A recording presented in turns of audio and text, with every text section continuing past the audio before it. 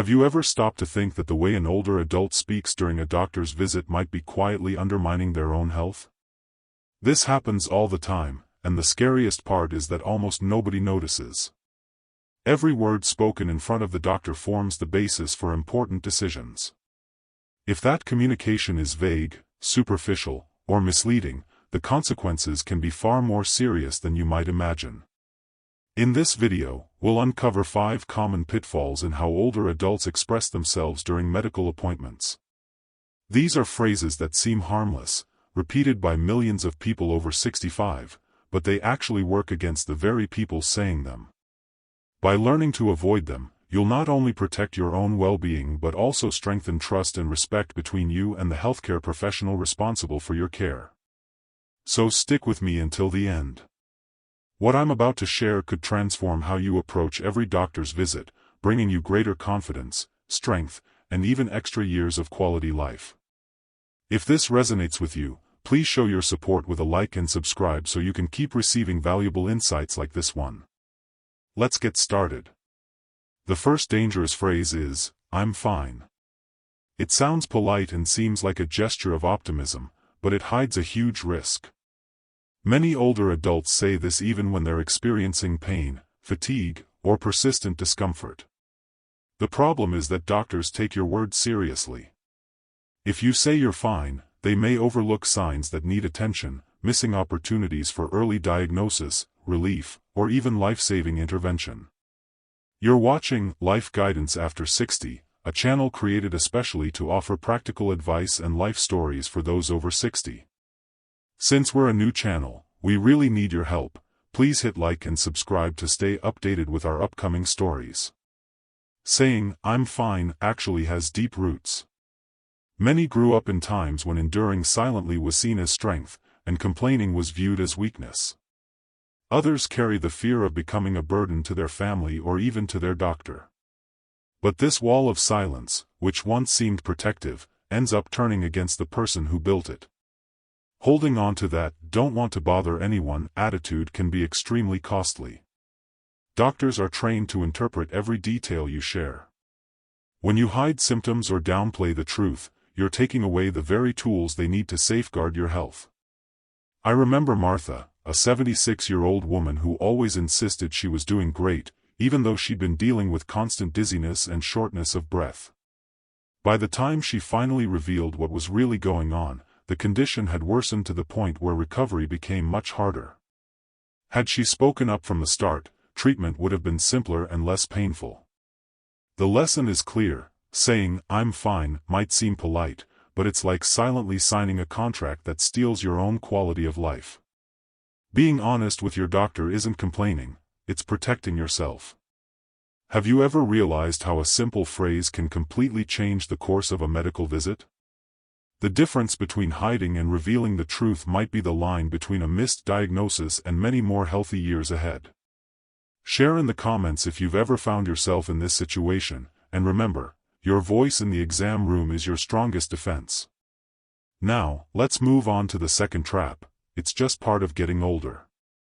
This is one of the most dangerous things an older adult can say. How often are back pain, memory lapses, sleep changes, or even low energy dismissed with those 4 words? It's like slapping on a label that shuts down any further investigation. But here's the hard truth: not every symptom is a normal part of aging. Often, your body is sending warning signals that could be treated or managed, if only they're recognized in time. This habit of blaming everything on age usually comes from fear of bad news, fear of discovering something serious. For others, it's simply learned behavior. They grew up watching their parents accept suffering as normal and now repeat the same pattern. But when you tell your doctor, "It must just be my age," you're teaching them to ignore something that could be a critical warning sign. Take Frank, for example, a 72-year-old man who believed his chest discomfort was just a natural part of aging. He ignored the warnings until the pain became unbearable. Only then did he seek help, and tests revealed heart disease that could have been treated with far less risk months earlier. That delay led to a long, painful recovery and left his health more fragile than it needed to be. Here's the uncomfortable truth: dismissing symptoms as just aging doesn't make you tough. It makes you vulnerable. A doctor's job isn't to judge you for getting older, it's to distinguish what's normal from what needs immediate attention.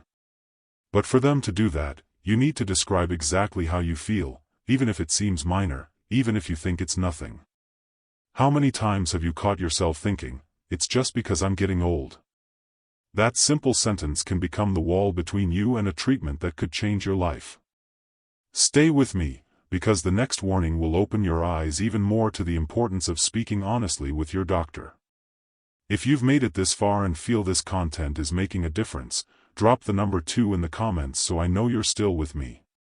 And if you're not yet part of our community, please subscribe and hit the bell. Your support helps us keep creating messages that inform, inspire, and protect your health. Now let's move on to the third dangerous phrase, "I don't want to be a bother." Many older adults walk into the exam room already apologizing, as if they're taking up space they don't deserve. They say things like, "I know you're busy," or "Sorry to bring this up." It may sound humble, but it's a silent trap. Every time you downplay your own importance, you send the message that your symptoms aren't worth attention. And without realizing it, you might be keeping your doctor from noticing a serious problem. This behavior comes from a lifetime of being taught to respect authority, stay quiet, and never cause trouble. But inside the exam room, that politeness can become a risk. When you put other people's needs ahead of your own, your health ends up paying the price. I remember George, a 69-year-old man who avoided mentioning his sleepless nights and constant leg cramps. Months later, he ended up in the emergency room with a blood clot that could have been treated much earlier.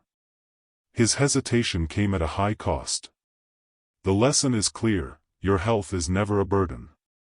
Your doctor can only do their best work if you let them know exactly what's going on with you. If you're apologizing before you've even explained how you feel, who's going to stand up for your health?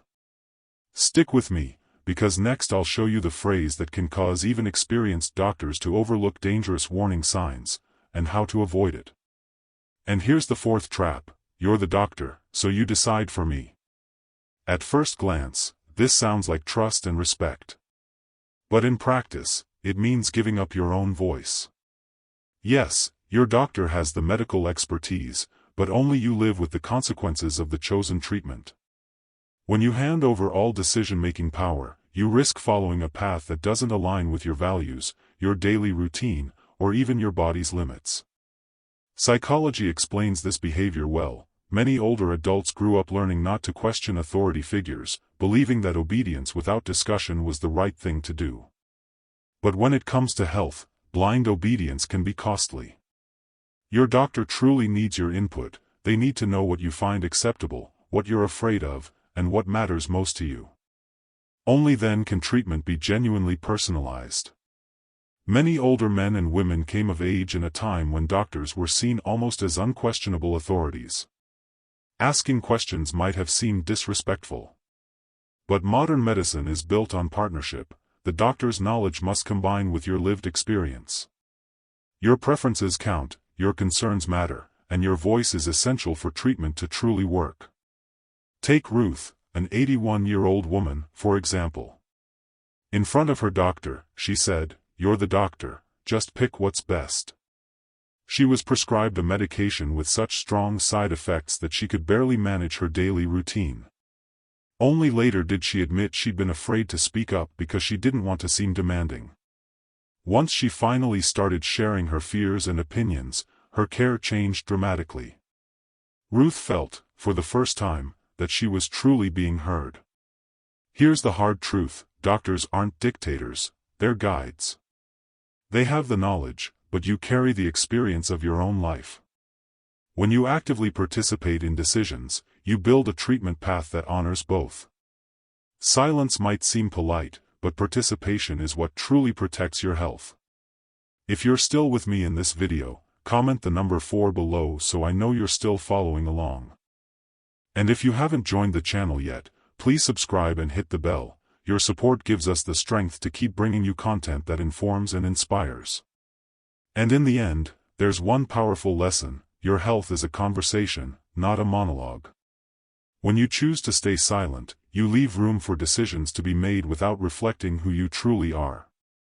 But when you use your voice, you turn the exam room into a place of partnership, respect, and genuine care. Think about this: your life deserves to be guided by choices made with you, not just for you. So tell me in the comments, have you ever been in a situation where you regretted not speaking up? Now, let's move on to the fifth and final dangerous phrase: it's nothing, forget it. This might be the most harmful of all.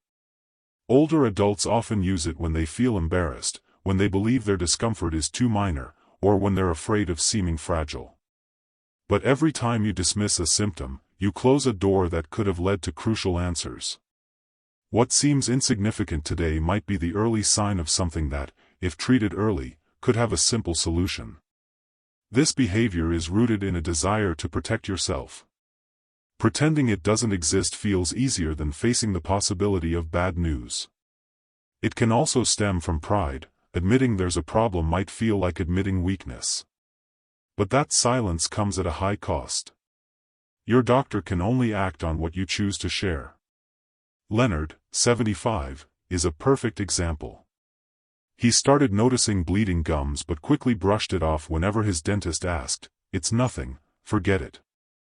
Months later, he was diagnosed with advanced gum disease that was already affecting his overall health. Something that could have been treated early turned into a much harder battle.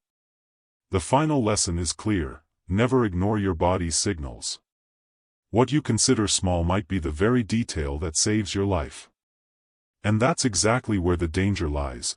By saying, "It's nothing," you might be erasing the most important warning your body has ever given you. Every signal is an invitation to take better care of yourself, not a burden to hide. After all, what seems like a minor detail could be the turning point between complications and recovery. So I'll ask you, how many times have you silenced your own health just to avoid worrying others? If Leonard had spoken up about that symptom early on, his treatment would have been quick, simple, and far less painful. The hard truth is this: no signal from your body is too small to mention. Every discomfort is a form of communication. Ignoring it won't make it go away, it only delays your chance to heal. When you choose to value your own experiences and describe them without downplaying them, you take charge of your well-being. And that can make all the difference in preserving your strength, independence, and quality of life in the years ahead. Now I'd love to hear from you. Which of these 5 phrases stood out to you the most? Have you ever caught yourself using any of them during a conversation with your doctor? The words we choose carry more weight than we realize, especially when it comes to our health. Avoiding these common mistakes gives you a stronger voice and a better chance of receiving the right care. Remember, your doctor isn't there just to treat isolated symptoms, they're there to understand you as a whole person.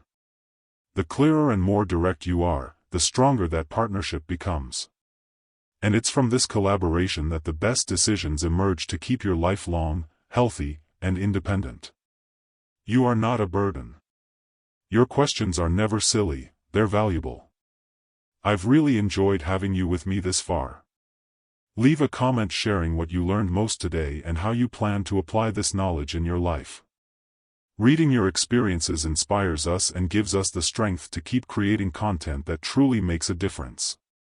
Our channel was created to share meaningful guidance and reflections for those living the best chapter of life, after 60.